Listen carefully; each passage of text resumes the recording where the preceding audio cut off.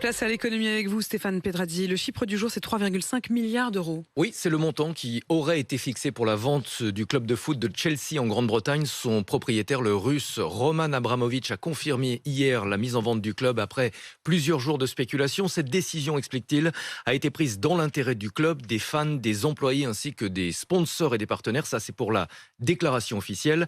Mais selon le quotidien britannique de Telegraph, Abramovich redoutait surtout d'éventuelles sanctions, même si pour l'instant il avait été épargné par l'Union européenne. C'est un proche conseiller et ami du président russe Vladimir Poutine. La Grande-Bretagne avait la possibilité de bloquer ses comptes et de saisir ses biens dans le cadre des sanctions qui ont été mises en place.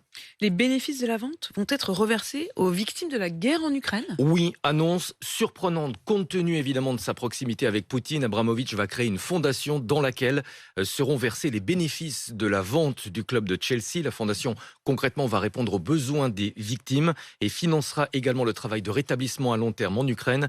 Chelsea a une dette de 1,8 milliard d'euros envers son propriétaire. Abramovich a bien précisé qu'il ne demanderait aucun remboursement. Ça n'a jamais été une question d'argent pour moi, disait-il hier, mais de pure passion pour le jeu et pour le club. Il est surtout en train de reconstruire son image. Il est donc pas à 1,8 milliard d'euros près. Comme vous. Ouais, c'est quand même, ça montre aussi le niveau quand même de tous ces oligarques. L'unité de compte, c'est le milliard. Exactement.